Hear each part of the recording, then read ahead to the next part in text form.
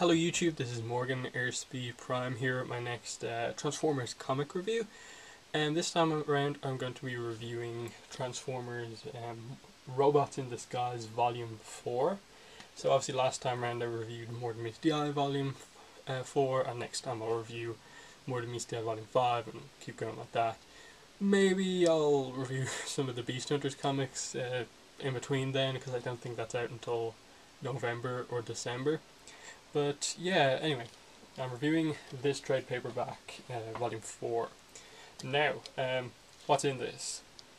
As you can see, this is Volume 4, some nice cover art, stuff like that. There's the spine.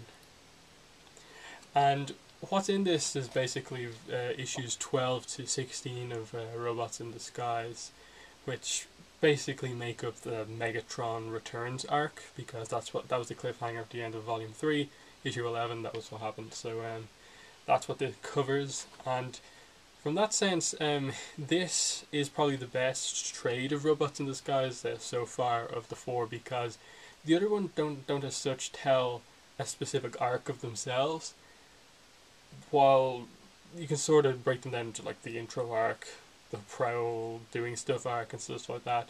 This is the first one where really this trade has this story in it, the Megatron, the 5 issues where Megatron returns, and it basically covers that, tells one story while still keeping the overarching story going along. So that's what I really like about this, because Robots in Disguise, one of the issues I've had with it is just that looking back on it, you remember a few things that happened, but you never remember when they happened. I always remember that 12 to 16 is the Megatron arc, though it's still quite difficult with Robots in Disguise to remember what exactly happens in each of the issues. But yeah, let's get into this. This is, all of the issues here are written by John Barber. All of them have art by Andrew Griffith, colours by Josh Perez, with some additional help from, it says here in the front cover, additional assistance on inks by Brian Shearer and Rick Ketchum, and Sean Lee, Chris Mary on letters. So yeah, as well as that, just if you're wondering about extras, this is a 5-issue trade, as I said, so that's good. It's not a 4-issue trade, so it's better value for money. But there's no extras. The only extras are literally some concept art. No, the retailer incentive covers. That's all the extras that there are in this. And they're obviously the retailer incentives, which, while cool, but is nice, but I like to get more, because at $19.99 retail, that means this is basically the same price as 5 single issues, but a little bit more, like 4 cents more. So it's like, get all 5 of them at once, but there's nothing extra in it, like not even one piece of sketch art or anything like that. That's something I never like to see, but because it does tell a specific story to itself, I do like it a bit more. So yeah, let me just kind of go through the story a little bit now. I'm not going to go completely spoilery, but let me just go through the single issues that are contained in this. Obviously you get issue 12, 13, 14, 15, and 16. So let me get into 12. Now 12 obviously picks up where the last issue left off, which was, Starscream looks and sees Megatron walking into the distance. He's obviously battered after what happened at the end of the Chaos storyline, and he returns. I'll actually show you this page, because I think it's actually quite nice. This is a splash page of Megatron kind of just arriving there. It's really nice because you see Bumblebee's instant reaction, and that's one of the things I really like about this, the story in this trade, is that Bumblebee, at least for the first few issues, really tries to kind of take on the role of leadership, more so than ever before, and instantly orders Megatron be killed, and they all open fire on him. They don't kill him because his body's like super tough, but that's what I like about this, in that once Megatron arrives, the story stuff starts happening all over the place. One of my biggest problems with Robots in Disguise up to this point has been that while stuff has been happening, it's just been very slow paced, like building up, little mysteries revealing some little bits. But with here, you just, Megatron arrives, stuff happens. Him arriving makes everyone kind of accelerate their plans, try to stop him and stuff like this. You know, Starscream has been planning his kind of goal to get leadership. You have Metal Hawk kind of gradually trying to get into everyone's good books, but with Megatron arriving, that can't happen. And the same with Bumblebee, who's kind of the leader currently, trying to do stuff, and everything changed obviously when he arrives. And one the main characters in this this arc are Megatron, Starscream, Metal Hawk, Bumblebee, and Wheeljack. They're the main characters in this, and what you get here is stuff like one of the main focuses, I think, is Starscream's relationship with Wheeljack. He's like one of the only Autobots who trusts Starscream in any way. You have the Metal Hawk and Starscream relationship where, you know, they both see the kind of good in each other and stuff like that, which is pretty nice as you kind of go through this. And you see, like, stuff like in this issue 12, you see Starscream trying to kind of take control of the Decepticons, but with Megatron back now, they kind of completely turn on him because of the stuff that he's done earlier on, where he's tried to like be really even and be the politician. So that's cool.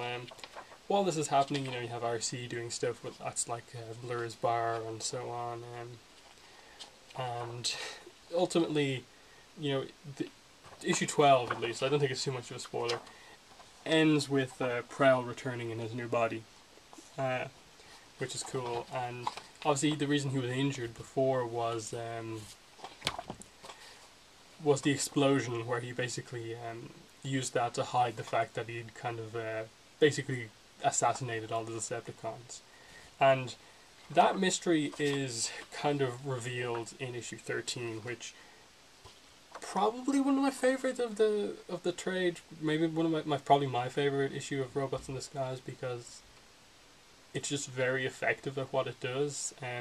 This is where you get a lot of the big reveals. It opens up with a one-on-one conversation with Starscream and Megatron, which is very interesting because Megatron's kind of like out from being so badly injured, and Starscream's just talking about like he has his plan. He's going to kind of have the Decepticon symbol kind of like victorious in this whole political debate. Just you don't ruin this for me. And I'll actually show you the second page because I think it's one of the best things, second or third page. When he says this, you know, all you have to do is try to not ruin anything.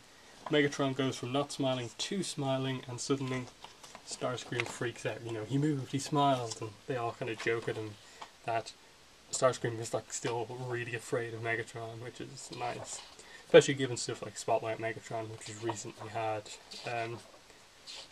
I'm just looking through the issue just because it all blurs together for me, these YD issues, even more so than stuff like More Than Meets the Eye.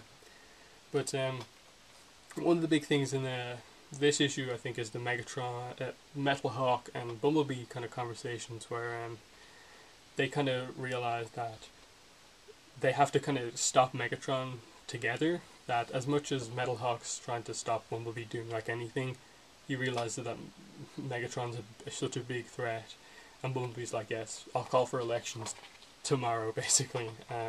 You've got to do anything you can to kind of get the nails, the neutrals on the Autobot side to confront Megatron, and so you have that going on while the Decepticons are rebelling to try and like free Megatron, and it's all this sort of stuff where like you see the different sides kind of come into play.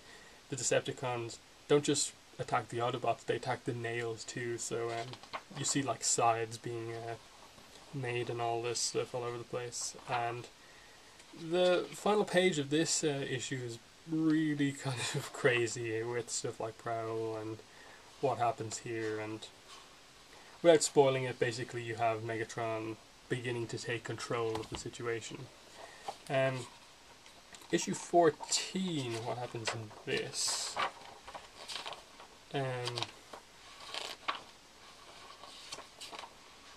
This is basically the introduction of Devastator, who obviously is missing a part, and then you see stuff come back into things. Him come back into things. You also get the explanation on Prowl and why he's been acting the way he has been, and it's a pretty interesting revelation that enough was set up in past issues where you could understand it, and there's some nice stuff going on. Definitely, it is a lot of explanation in this issue. There's not a whole lot else really to it, but obviously results in a pretty big cliffhanger, and a certain character dies. I'm not going to say who. Going into issue 15, this is where you have, Ironhide and the Dinobots arrive, and you basically have Devastator versus Superion. That battle happened, and as well as that, more reveals about Prowl. Again, I don't really want to spoil too much, but just brief rundown of stuff that happens in it. You have, Bumblebee, Metalhawk get injured, and the Decepticons look like they're just about to win, and going to the final part, you see them try and bring Pearl back around to his senses because of what's happened. You see, like, Swindle makes some choices, Dirge makes some choices,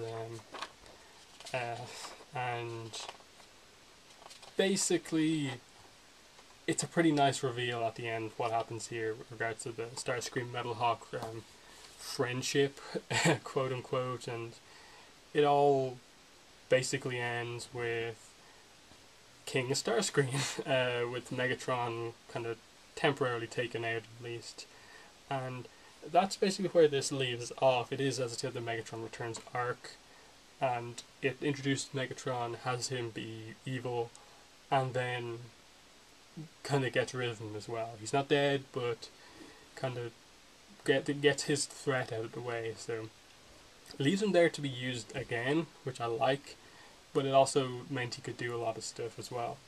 And overall, as I said earlier on, definitely my favourite kind of set of 5 issues, in that Robots in Disguise has been a bit all over the place because of the way it's done the character focus in each issue. It's meant that every issue that was focused on a certain character couldn't really focus as much on others. And so because of this one, they still do it, but it's all based around the return of Megatron and what's going on there. All of the characters are focused on the same thing, roughly. It means the story really can function properly, and that's what I like in this Megatron arc. And that it's really focused on Megatron, really, with a few other things going on. And it's one of the best trades to read in terms of just Robots in Disguise, that you could basically open this up, read it without a lot of the context of other stuff, and it still works reasonably well, apart from a few things you could look back on to get more info on. But I don't have too much else to say.